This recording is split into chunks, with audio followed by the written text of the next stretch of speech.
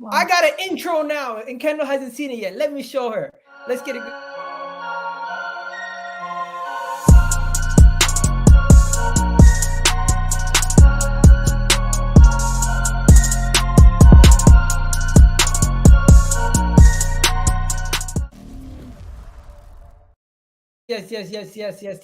Yes, people, what's going on? We do this annually now. It's the annual Egal Kendall stream where we talk about Arsenal, Newcastle, and you know what? Soon you'll be overtaking Tottenham, so you'll be joining all those top 6 videos. That's what it is. And you know what, Kendall? You're a superstar now. Apparently, you're on TV, you're on Sky promos. You're too famous for us now. What's going on? I'm honestly, everyone's gonna be sick of the sight of me at the moment. I just seem to be floating around everywhere. But yeah, I did do the Sky Sports advert for the Premier League return. So if you see a girl in the crowd shouting, "That's a handball," then that's me. And also, someone did send me a clip earlier today, I know it was yesterday, of me just randomly shouting on an advert, "Go on!" like in the middle of the crowd. So yeah, if you see that, it's me. Sorry, everyone. I am. You know what, Kendall? I am going to show show you something, and you're going to be shocked. I have the first video we've ever done together. It's still on my channel. And if I even played a second of the video, you'd be like, wow, the stuff I used to talk about. I've been in the dungeons. Like you've been through a lot. You've been through a lot. Like to be where you guys are at now, Newcastle. Did you ever fathom this a couple years ago when you're under what's his name? Mike Ashley?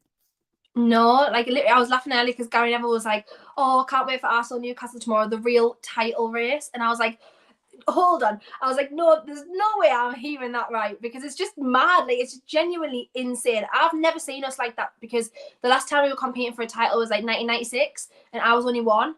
So I don't remember us ever being like up there. I remember us getting Champions League and stuff like under Bobby Robson, but I don't remember us ever being like this successful, because I've had a season ticket since 2006 and Mike Ashley took over in 2007. So really all I've known is Mike Ashley, which is actually very scary. So yeah, it's very strange for me. We're a little bit premature, I think, because when everyone used to ask me if I was like when we would be consistently top 4, I used to say 7 years. So we're a little bit premature, I think, which is good. Which shows progression, but yeah, a little bit more. This was us 2 years ago. So depressed. 2021. 2021. I don't even know what we were talking about back then.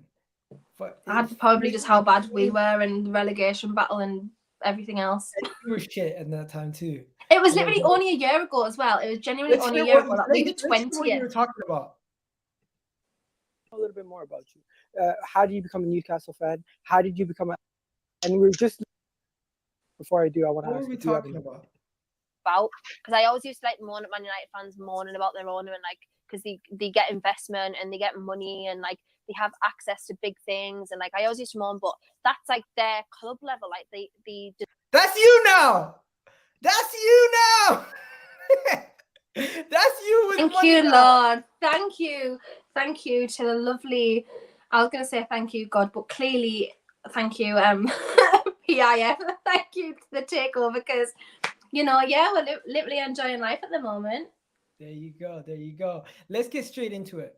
Kendall, give me some insight on what's been going on with Newcastle since January of last year. You guys have been the 3rd best team, or no, the 4th best team in the Premier League. 3rd is Arsenal, surprisingly. And Chelsea, no, actually, at this moment in time, 3rd technically would be Liverpool, because they're dropping points, we're winning. Yeah. But yeah, long story short, you guys are flying. How did you get to this point? What did you guys do? Because it can't all be the owner. It can't all be the players. What's going on behind the scenes at Newcastle to get you guys this good? It makes no sense. Eddie Howe's big part of it, massive part of it. His coaching's brilliant. Like, just like players like Joe Linton, like we're seeing Almirón now. He's literally having a goal of the month competition with himself every single month. It's absolutely crazy. The goals that he scored is just insane.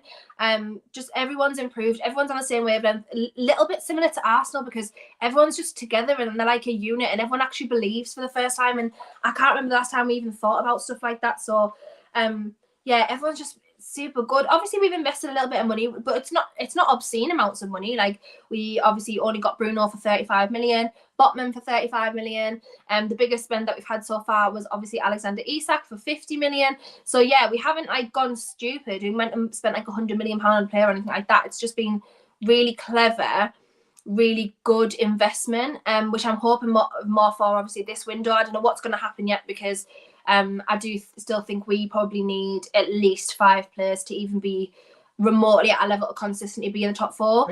Just squad wise. Say that again. 100%. Are you going to buy somebody?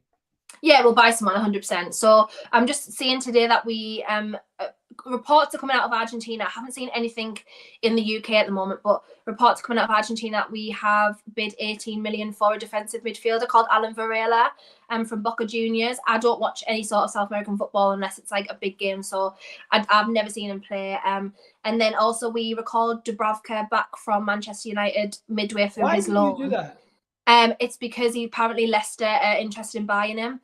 So I believe that it's probably going to be used in replace of Tielemans or Maddison, because we're really heavily linked with both at the moment. So I think Dubravka will be used as leverage for one of those 2 deals as well.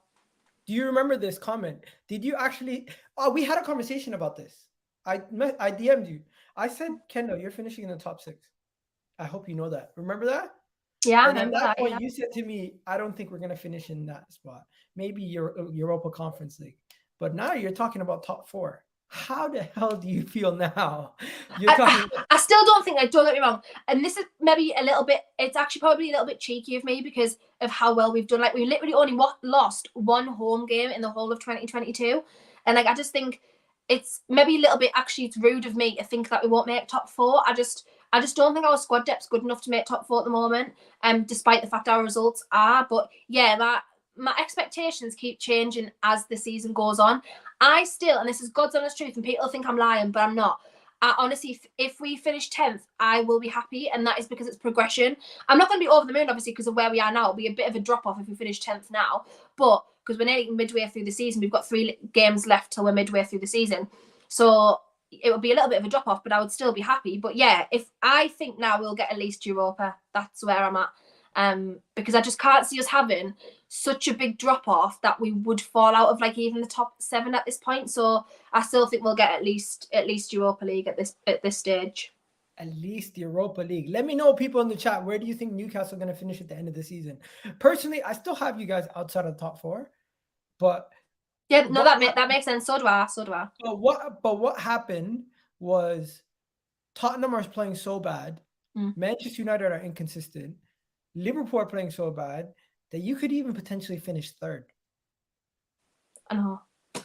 That actually stresses me out, you know, because everyone always used to be going before, like, what would you do if Atletico and Newcastle ever played each other? And I always say I would always support Newcastle because Newcastle are my team, but that'll never happen. That's what I always used to say, right? Obviously, now we might even like Champions League next year might be good group stages and that. Like, that's just crazy. I always used to say it would never happen. Would you take Diego Simeone as your manager at Newcastle? Oh, 100%. Well, no, to be honest, at this moment in time, no, I wouldn't. But I would always take Diego Simeone. He's the only person, other than like Pep Guardiola, for example, he's like the only person that I would take at the club other than like Eddie Howe right now. So those are 2 completely different styles of football. The Newcastle care about style? It's just because the reason why Simeone, I always say Simeone, and I know people don't like his football and stuff, but him and the Newcastle fans together as a collective would be like genuinely unstoppable. Like the shithousery would be off the charts, like genuinely off the charts. And I would love to see Simeone in the Premier League because it would just be, yeah, you've not seen a character like that since Jose Mourinho. So like it would just be great. But yeah, I love Eddie. I don't want Eddie to go anywhere anytime soon. I want him to stay for the long term, which he is because he's got a long-term contract now. First name basis, I see how it is. Me and Esther, yeah. I've never met him actually. I would love to meet him, but I've never met him. No, the way you said, yeah, I love Eddie. Like as if he's like your little brother. Oh man. You know what? I'll tell you this. Newcastle gave me big issues last season. Last season, when we played you guys last season, that 2-0 loss, that game gave me nightmares for about a couple of days. To the point where I played FIFA at my in-laws' house and I beat you guys 16-0 just to get revenge. Because there's nothing I could do. The game was done. We didn't even try. Like, it was so bad. You guys absolutely bossed us for 90 minutes. And I was like, how the hell did Newcastle do that to us? Like, I get it. You guys were playing well, but I felt like that day was more about the fans. The fans, you must have been there. The fans made that game so difficult. There was nothing we could do. I felt like from minute 1 to minute 90, you guys were just on top of us. And that 2-0 defeat was pretty much the end of our top 4 hopes last season. And we now come to you, a better team off the back of it. It's almost like that pain and that punishment is going to go into this game, and we're going to want revenge. Kendall, like, I don't think you realize the level of emotion that there's going to be in this game for some of these players. And maybe even some of the fans might even feel that same level of emotion. Because for me, Mikel Arteta loves a bit of sentiment as well. He's gonna, I know fine well he's gonna in his team talk. I would love to see his team talk, because I know he's gonna mention it all about last season and stuff. Obviously, Kendall, if you I got remember the All or images for Nothing you. documentary, it's I gonna got pictures for you. All or Nothing basically made a big deal about this game, right? This was the game that culminated the end of the season that was supposed to be good. You got people in the dressing room all pissed off. Bukayo Saka, like, upset. Gabriel holding his head. You got him cussing everyone after the game, saying that was shit. Nuno Tavares knew his days at Arsenal were finished. and then that last day, I'm not gonna lie to you. People were saying I cried on the terrace. I wasn't crying. My voice was just fucked up because I was choked up. But it was something else. But yeah, it was bad. Like, you had everyone on the floor. It was like one of the best performances, because I think we've had some really good performances this season, but definitely the best performance of last season. We just never ever let you guys even get a minute where we thought you were on top of the game at all. The fans obviously helped, because the atmosphere at St James's Park now is incredible again. But yeah, it was just, I loved that game. I was so excited for All or Nothing documentary, because it was like one of the last 2 episodes as well, and I was like, damn, I'm just waiting for this episode to see what was said after this game. Listen, what was said after that game was, like, I don't think he said much, because he No, he gave a didn't. heartfelt speech before the game, and then he got that type of result, and he's just like, you know what, you guys are shit. and then he just walked out. It was very upsetting, to say the least. I'm sorry to relive this moment for you Arsenal fans, but it's going to be revenge. This is the moment we're going to remember, and we're going to look at this and we're going to say we're looking for You know revenge. what's mad? On that picture there, only one person out of that whole picture plays like in our first 11 now. Dan Burn. Dwight Gale's at Who is in that Stoke. picture? Dwight Gale's at Stoke. Ryan Fraser hasn't been seen for about 5 months. I don't even know where he is. Jamal Lascelles bench because of Botman. And Matt Targett's now out with a heel injury, who's behind Lascelles on that picture. So Yeah, it you is hate really- Lascelles. Like, Yeah, I hate Lascelles. I don't hate him, but I just think he's absolutely crap. Like, he's one of them players I've got an agenda against. But I don't now, because I kind of like everyone. But yeah, I did have a very big agenda against Lascelles. But yeah, only one player in that picture now actually plays for us at our start 11 still now. You know what? We got to talk about a certain somebody who is absolutely went mental this season. Now, I used to always tell you this guy's not bad. You know, when everyone would make fun of him, I was one person who defended him. Do you know who I'm talking about? Almirón, probably. Yeah. And there's another one, Joe Willock. But of course, Joe Willock is doing okay. Oh, Joe Willock. Joe Willock's my boy. Everyone knows I love Joe Willock so much. Like, he's literally my boy. Like, I'll defend him till the cows come home. I literally love this guy. You were making fun of him when you got him, but now you're loving him. Yeah, because I wasn't making fun of him. I just didn't know anything about him. And I was like, this is very underwhelming, because at the time we'd been after Ainsley Maitland-Niles at the time, who I was like, oh, but that's the position we need to fill more. Remember his girlfriend. Oh, yeah. Yeah. You've got an agenda against his girlfriend. Nah, you make fun of Mel, you're done. But yeah, so I was just very like underwhelmed at the time, but since he's come out, he's never stepped a foot wrong for me. Never ever stepped a foot wrong. Obviously, he beat Alan Shearer's record for most consecutive goals at Newcastle in his little, I wouldn't say purple patch, but it was a goal heavy purple patch. But his all around game's completely improved now, and he's one of the only like athletes we have in our squad, and he's a really good ball carrier. He's one of the best ball carriers actually in terms of statistics, like in the league, which is mad. So yeah, I love Joe Willock so much. I always say thank you to Arsenal for Joe Willock, always. Him and Iwobi are two of the best ball carriers that come from Arsenal. It's pretty not a coincidence.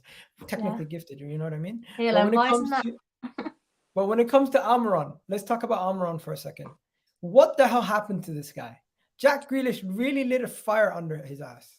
Yeah, Jack Grealish happened. Do you know what? I don't know whether the Jack Grealish thing was like just timing and just coincidental, because like Almirón was improving under Eddie Howe anyway, but just not to this level. But this season, he's just took it a next, like, completely next notch up. And I think it's because, so Trippier only played 4 games for us last season, before he got injured, and he was out for like about 3 or 4 months. And so there was not an opportunity for Trippier and Almirón to create a partnership like that at all. And now, obviously, both of them are consistently fit.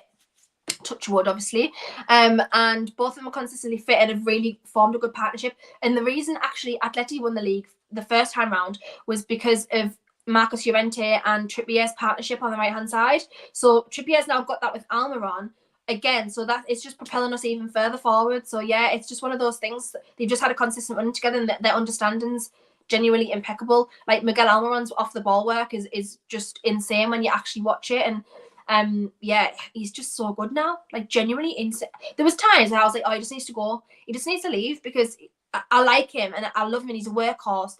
He's always worked hard, but there was nothing else that he was doing.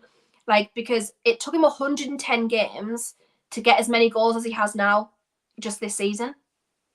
So it shows you the improvement. He's already got as many goals this season as he did in 110 games before. So yeah, honestly, he's just so good. Just so good. You know what? Arsenal have a lot of good players also. But let me just, I'm just gonna. That was a bad segue, but like I was trying to segue. Let me just go back to Arsenal quickly and talk about some Arsenal news, just to let you know some stuff that's going on. Have you not wondered why Arsenal are struggling to get some of our players under contract, like Saliba, Bukayo Saka, or do you think it's kind of normal that players that are having good seasons wait until the end of the season to get their contract sorted out? Because I would think Saka, I would what's understand happening like now. people who didn't have Arsenal in the heart, but I think Saka's like loves Arsenal. I don't see him wanting to leave. Yeah, so right now, Bukayo Saka and William Saliba, their contract talks are progressing, and it looks like we're going to get that sorted out hopefully very, very soon. At this moment in time, the issue is Saka's stock has gone up since the World Cup, and he's, at this moment in time, in my opinion, the best right winger in the league. And then you have William Saliba. Let's be honest, he's showing levels to a lot of other center backs in this league. And at this moment in time, being in the French team, everything else, his value is going up. So I think him and his agents, both of them, are just weighing their options to see if the contract is sorted or not. But it's progressing, and I don't think we're going to have any issues with Bukayo Saka or Saliba. We have them until 2024. That's a year. That's 2 years away. But hey, for now, I'm okay. What do you think? You worried? Yeah, the ball's in your guys' court at the minute. So yeah, I think if you can get both of those tied down on longer term contracts, then that is just, that's like the next 3-4 years, like as a team, because they're both so young. So yeah, I think you definitely get those tied down soon, and that would be an absolute incredible thing to do for the team at the moment. Okay, the next one we're going to talk about the enigma, the man that you somewhat like at times, and then other times make fun of. What is wrong with him? Like he's just a weird player, right? It's frustrating because I've honestly fought his case for so many years, and technically, like as a player, he's one of the best technical players like with the ball I've genuinely ever seen at his age. But he's not applying himself at all. Like he looks uninterested. Obviously, the contract situation's a bit of an issue, and him wanting to leave is an issue. Him and Simeone have had a really big falling out. Simeone has said he's quite happy to reconcile though, like with him and actually make it work. But I think the problem is, if anyone doesn't know, Joao Felix's agent is Jorge Mendes, one of the most notorious football agents in the world. So he's got a really strong-minded, influential agent who I think is in his ear at this point. So, but yeah, again, the ball's in Atleti's court in terms of a contract, in terms of a transfer move. So they're wanting 21 million plus his salary covered for the season, which is about, or for the half a season, which is about 6 million. And then they're not going to. I don't know if they're going to include an obligation to buy or an option. I'm not entirely sure, but yeah, they look like they're not going to move on that. And there's only probably a handful of clubs. Surprisingly, we'll be one of them, just simply because of the money that can take him on at that level. Would he even suit your club the way they?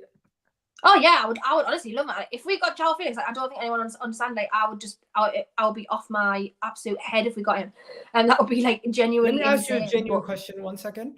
Do you think he is a good fit for Arsenal, or do you feel like he's too similar to Eddie Nketiah and Jesus, and it makes no sense to add another one of him?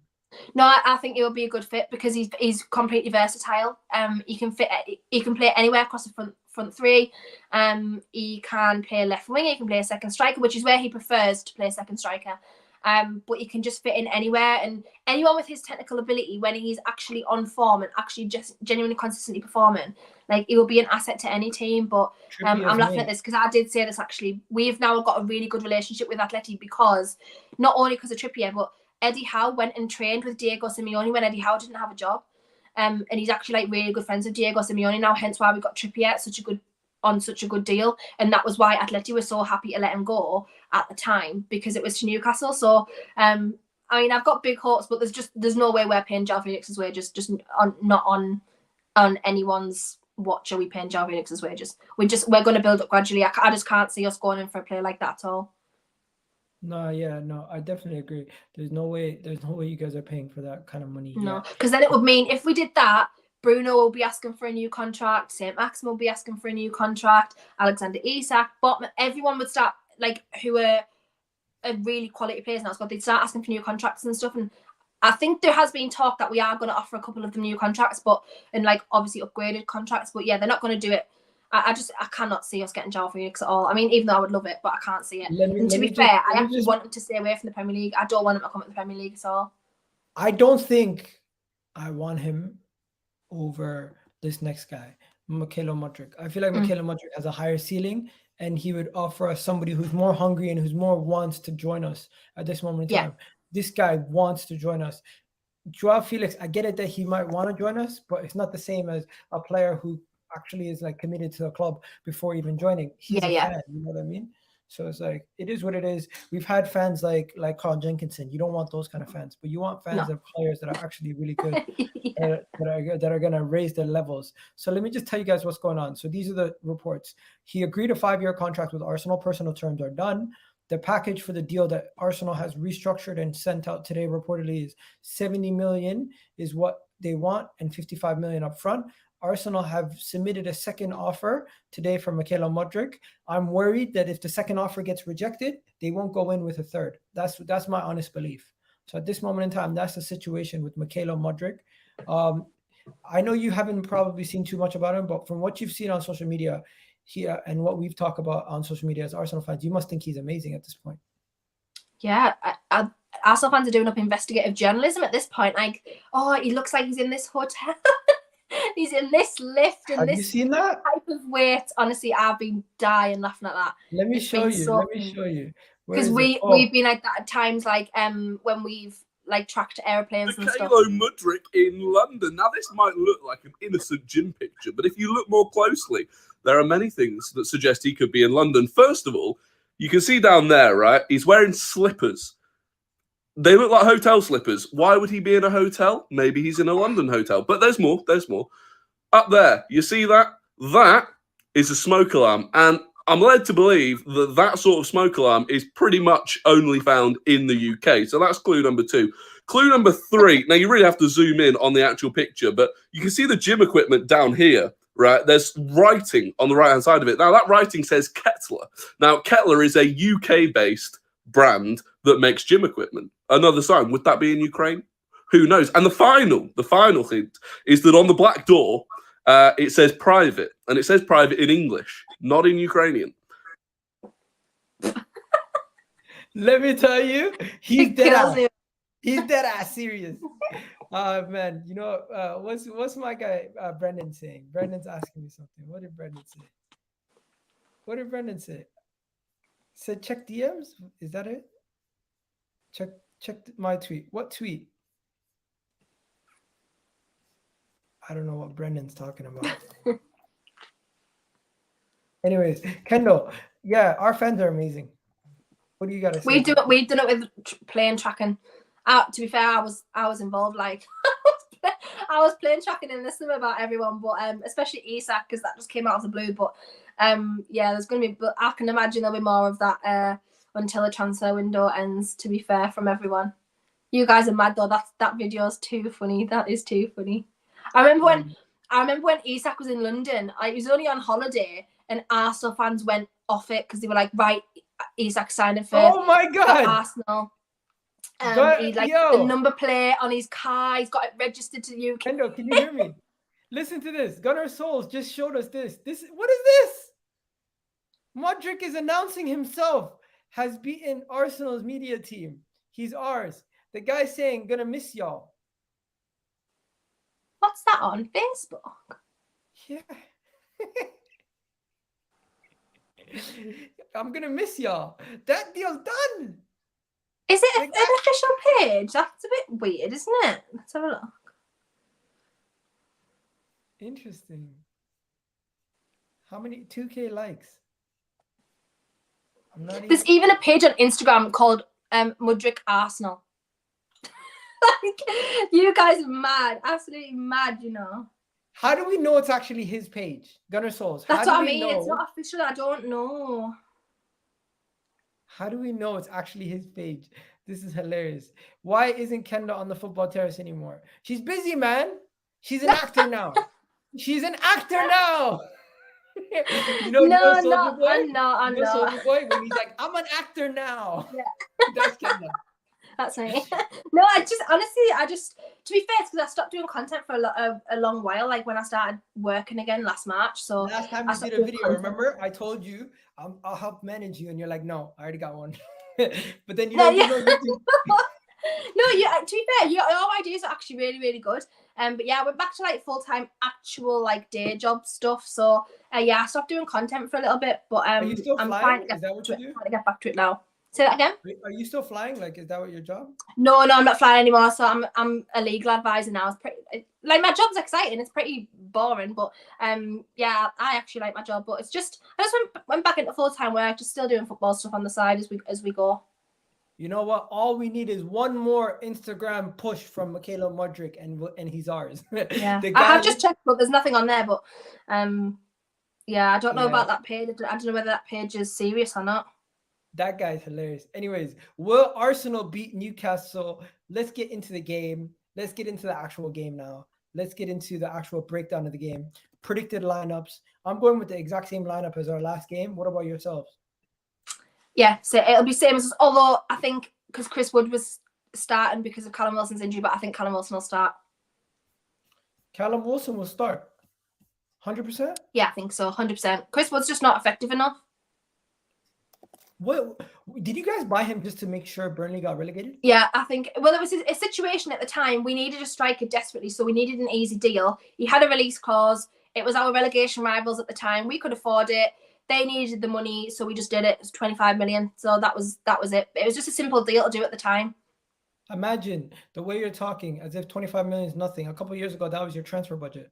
I know. Literally a year ago, like this summer. That's Tottenham's transfer budget right now. Do you think you'll surpass them? And Liverpool's blown theirs on Gakpo. That's it. Done. Finished. Yeah, no, but it's not. Liverpool is all. It's all his fault. What's his name? Klopp. Klopp's the problem. Klopp just moans about everything. He finds a reason to moan about every single thing that goes on. So he moans more than. Yeah, I'm not even gonna say it. Anyways, let's get straight into it. This is my team. Same team as last game. Yeah. Nketiah's in trouble. That guy's balling. Nketiah. Have you heard the Nketiah song? It's amazing. Can you hear it? Yeah, you showed me earlier. Let me know if you can hear it. Okay.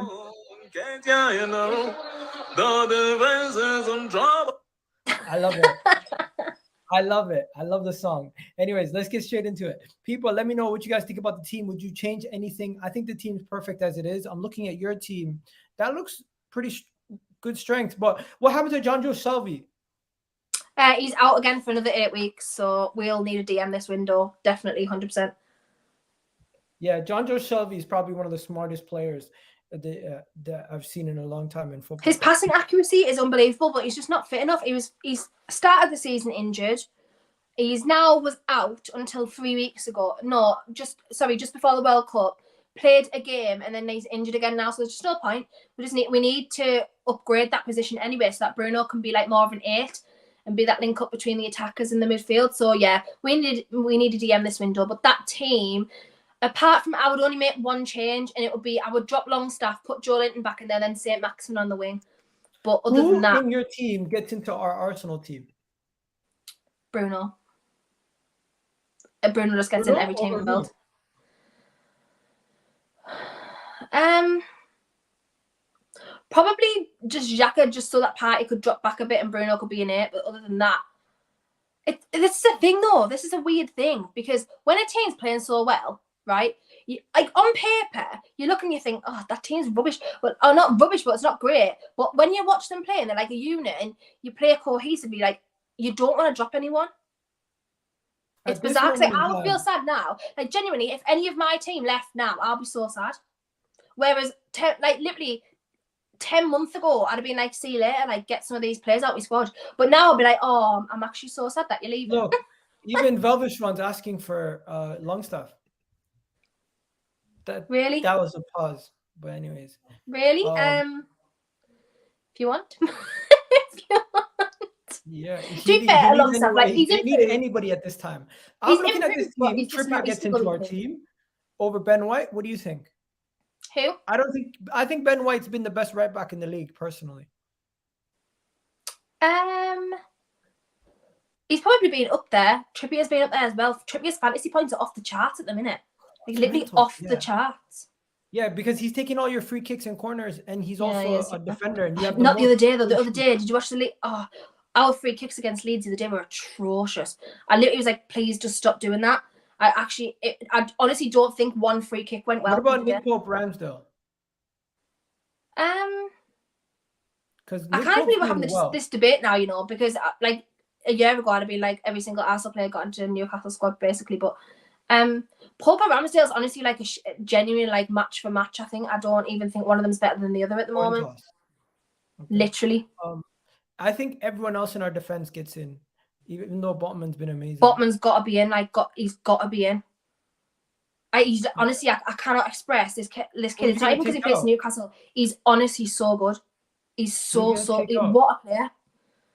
It would just have to be over Gabriel just because I like Saliba more. But that's not on merit. This is the thing, because we've been like two of the most performing teams, like the best performing teams in the league. It's actually really hard to like pick like who you would have. I would always have Saka in there. I would have Martin in there as well. Are Eddie Nketiah and Wilson both better than Martial and Darwin Núñez? Do you agree with that? 100%. Okay. Not a question. Saka's in. Darwin Núñez is honestly, want to put guys, I'm sorry. This. Why is everyone doing revisionism for Darwin Núñez? Like it's like, oh, he gets in the spaces and he's pacey and he's in the right space, but he just doesn't score. I'm like, that is literally his job. His job is to score goals. Doesn't matter whether he's fast or not. His job is to score goals. He's not doing it. He has missed 13 big chances out of 15 that he's had this season. He's missed 13. Mental. Do you know how bad that is? That's genuinely bad. I just can't. Why are people sticking up for him? I don't understand. Because if it was anyone else, that would be it. Oh, he's absolute crap. What a rubbish striker. Blah blah. I think it's just people protecting their player. A lot of people get onto him anyways. Going on next, what are you saying about this? These are my injuries: Reece Nelson, Gabriel, and Emil Smith-Rowe. That's it. What about yours? Yeah, that's it. But Isak's back this month. I just don't know when, and no one said when. But he's back in January, so I just don't know. You know when you signed Isak, a part of our fan base went mental. Because you guys thought it was your player at one point. I don't know whether it was January last year. That was so funny. January last year. I remember that. Yeah. And then we're just gonna go scroll down. This is our form as of late. As you can see, we lost to Juventus. That's the only team we've lost to since the Man United loss. Right. And that was a preseason game. We've only lost one game this season as well. That was to Liverpool, which we should never have lost. I'm even including exhibition games. That's the only, like, we're killing it. This head to heads. We guys have been our bogey team for the longest time. Like genuinely, we've never been able to beat you, especially away. I can literally only remember 2 times off the top of my head in the last like 8 or 9 years where we've won. And they've both been at home. It's not even been away. Nah, head to head, we're gonna destroy you. As you can see, we're massive favorites. I'm actually surprised. I'm genuinely surprised at that because obviously just with form and stuff, obviously it goes on statistics. So I'm actually surprised at that. But it makes sense. You guys are like 9 points ahead of us at the moment. Everton were 0% favorites against Man City to win. 1% chance of draw. Wow. But yeah, look at that. You're third in the league. Amazing. I know. That's your top still goal scorer is Almirón. He has 9 goals. Our top goal scorer in the Premier League is Odegaard. He has 7. Almirón, top scorer. Wow. Imagine, Almirón has more goals than everyone in our team. But the thing is, our goals have been spread out so massively. Yeah. Like you can't take it for granted. Look at these. Look at this. You got Gabriel. When you look at our goal scorers, you're going to be shocked. 7 from Martinelli, 7 from Odegaard, 6 from Bukayo Saka, 5 from Jesus, 3 from Xhaka, 2 from Eddie Nketiah, 2 from Gabriel, 2 from Reece Nelson in 1 game. Partey has 2, Saliba has 2, Fabio Vieira has 1, and that's it. And what happened to Reece Nelson? Did he get injured? No, Reece Nelson was just never. Bukayo Saka was supposed to be the star. Bukayo Saka wasn't supposed to be the star boy. Reece Nelson was. He just never cut the mustard. And then he got loaned out last year to Fenerbahce. Came back. He looked a lot better. And then, but what's happened to him now? Is he still there? Or he got a knee injury. He got a knee injury. Yeah. So it's finally going well for him when he gets an knee injury. That's so unlucky that, actually so unlucky. He just had a game of his career, 2-0 versus Nottingham Forest, and then bang, out. And it was like, I was at that game. Like, it came out of nowhere. He just came off the bench and just like absolutely killed it. And then he got injured a couple of weeks after that. It was like he just got an opportunity to play in the first team, played well against Nottingham Forest, somehow 3 people captained him on fantasy that game. How do people do this? Literally how? I don't get it. I figured it out. What they do is they make accounts just to try to get the score of the week, the high score of the week. Okay. That makes so so they make fake accounts just because if you ever see anyone with a ridiculous score, you just have to go back and see how long they've been playing. If they've been playing from week 1, they're legit. But if they haven't been playing from week 1, they're not legit. Like my wife is freaking top 15,000 in the world. I was like, how are you doing this? And then she picked Alisson as her goalkeeper and messed up everything. I don't care. I'm happy. I want to beat her. Shit, Alisson's my goalkeeper as well because I took Nick Pope out. Why do you have Alisson as your keeper? Liverpool don't. Because at the time I just put him in because the other keepers that I wanted, like I couldn't have him because I already had 3. I'll give you some free advice. Go get the Brighton keeper because he's going to be playing double game weeks going forward. I can't believe that. That's actually really annoyed me. I completely forgot about that. Okay, I have Kepa. He's gone after this week. Anyways, let's go straight into our score predictions. I'm going 2-0. What are you saying?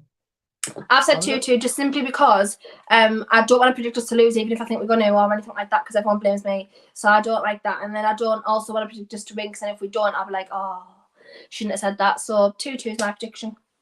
2-2? Whether I believe that or not is up to you guys. But yeah, 2-2 is my prediction. I'm going 2-0. But yeah, what do you think? Do you think Arsenal can win the Premier League?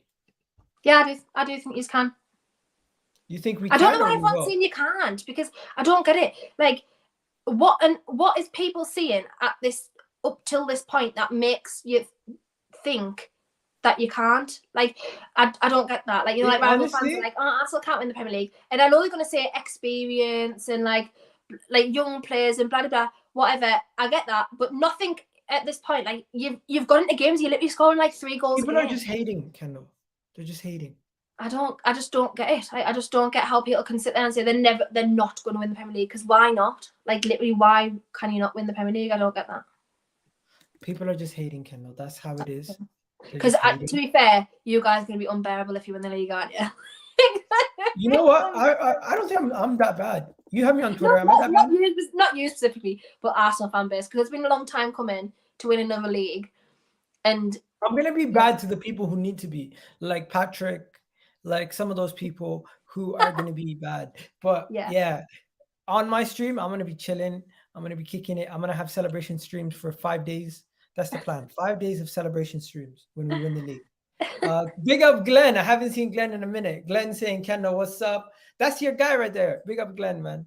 Yeah, but yo, people, let me know your score predictions. I think that's it for today. Let's go through TikTok, see what people are saying. Arteta out. He was wank. Should have gone last season. You're absolutely lying. What? If we have another Arteta one had gone here. last season, you would not be first in Premier League right now. Facts. Let's- Rio is better. Rio is better. United come for you. What? Some people are not making sense. Someone else, Chelsea fan here saying up the tunes. Chances of Mykhaylo Mudryk joining Arsenal, I would say 80 to 20 at this point. 80% chance he joins. Would Mudryk start over Martinelli? It's not about him starting. It's about him coming in and giving us that same thing that Luis Diaz did last year for Liverpool, giving you another person of quality into your team and just raising the levels of everybody in the squad. You're kind of on a similar wave though at the moment. Like you can't really drop anyone because everything's working so well.